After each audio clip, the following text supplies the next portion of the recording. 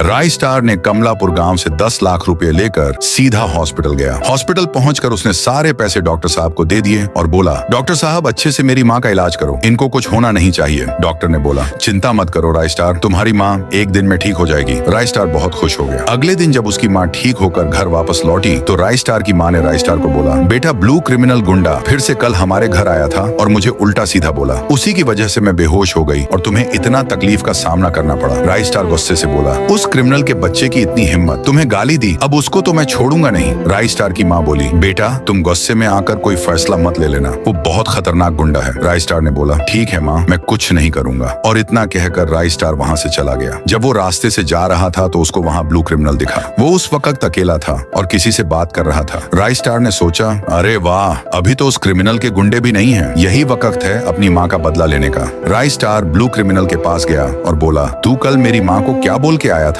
Blue criminal बोला, अरे देखो गरीब का बच्चा आ गया, तुम लोगों ने अभी तक मुझे पैसे नहीं दिए मेरे, इसलिए मैंने तुम्हारी माँ को थोड़ा समझा के आया था। ब्लू क्रिमिनल फिर से उसकी माँ को गाली देने लगा। राय स्टार बर्दाश्त नहीं कर पाया और हथौड़ा निकालकर सीधे उसके सर पे दे मारा। ब्लू क्रिमिनल वहीं गिर गया और उसकी सांसें रुक गईं। राय स्टार जोर से बोला, जो भी मेरे परिवार के बारे में उल्टा बोलेगा उसका मैं यही हाल करूंगा। आसपास लोग खड़े थे, उन सब के अंदर राय स्टार का खौफ बैठ गया। आधी रात में राय स्टार को याद आया कि कमलापुर वाले भूत के पास भी जाना है, क्योंकि इस भूत ने उसकी बहुत मदद की थी, तो उसका भी बात मानना पड़ेगा। राय स्टार कमलापुर की तरफ चल पड़ा। कमलापुर पहुंचकर उसने उस भूत से बोला, हाँ बोलो भाई, आपने मुझे यहाँ बुलाया था। वो भूतिया लड़का बोला, मुझे बहुत खुशी हुई कि तुम अपने वादे के पक्के हो। अब तुम्हें मेरा एक छोटा सा काम करना पड़ेगा। आज से 20 साल पहले मुझे व्हाइट 444 नाम के एक गुंडे ने बड़ी बेरहमी से मार डाला था और मेरी लाश को इसी गांव में दफना दिया था। मैं अब मर चुका हूँ, लेकिन मेरी आत्मा को तभी शांति मिलेगी जब व्हाइट 444 को मौत मिलेगी, और ये काम तुम्हें करना होगा। राय स्टार बोला, मैं आपके लिए कुछ भी कर सकता हूँ, क्योंकि आपने मेरी माँ की जान बचाई है।